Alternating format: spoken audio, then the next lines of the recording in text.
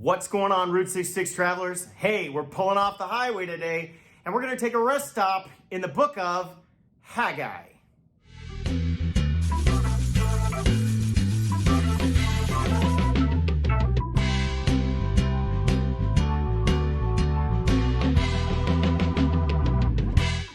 You know, when I say yes to one thing, I'm saying no to something else, and I'm crowding it out. At the end of the day, I realize I'm doing a lot of good things, but I may be neglecting the most important things.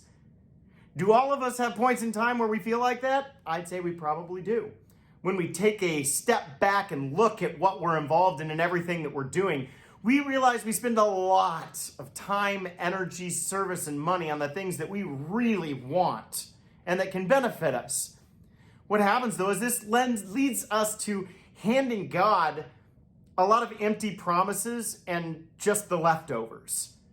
And Haggai ends up delivering God's message. He says, it's time for you to learn to put first things first. See, his people were sent back after the exile to Babylon, and they were commanded to rebuild his house there.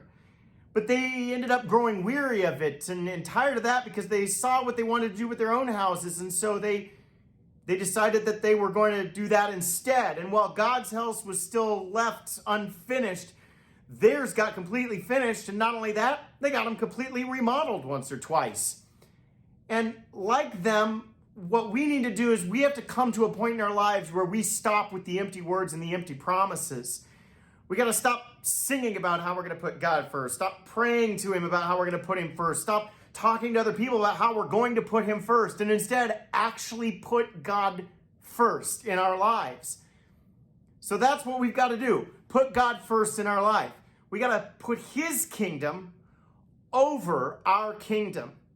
We can't let the competition be ourselves. And when we do, we get more and more tempted to fall into procrastination. And God ends up asking, why should I pour out blessings abundantly upon you when you've decided to put me last? And we try to respond to that by saying, well, I know a time's going to come when I'm going to be able to do everything you ask. And when that time comes, I'll let you know, God. But what happens is we reach that point and there's still not a fulfillment within us that meets the expectations that we had. And why is that? Well, God says, maybe it's because you've continued to put yourself first and just given me the leftovers. See, if you put God first, you'll always wonder why life is so good. But if you put yourself first, you're probably always going to wonder why life seems so hard.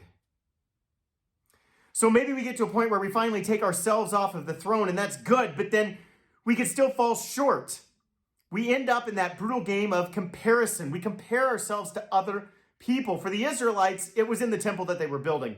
The old men were talking about the glory of Solomon's temple and how amazing it was, while the young men are building the new one. And all of a sudden they're wondering, is what we're doing even worth it if it doesn't match what used to be? What happens is then they're putting others on the throne by comparison. We do the same thing. And God says, this is no better. He says, it doesn't work to push yourself off of the throne only to put others on it. I'm the one that wants to be on the throne. So you also have to put God first in your service. We have to choose to put his glory over our own glory. See, when we do that, we end up being in competition with God for others. And our temptation then is the comparison that we have over that. When we do this, we end up on one of two paths, or for some of us, we can end up on both. The first is that we pull down that cloak of criticism on the person that we're comparing ourselves to. We make them look really, really bad. And usually we do that by talking about somebody else that we think is even better than they are.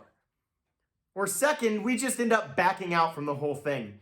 We go, why in the world do I work here? I'm not as gifted. Why do I hang out with these people? I'm not as pretty. Why do I participate when I don't have the talent at the same level? And it's in these times, though, that God sends his words of encouragement to us to try and get us back on track. Reminders of his truth. There are two principles here. One is that it's not the greatness of who I am that counts, but the greatness of the one who is with me. See, you put God first by not comparing yourself to others.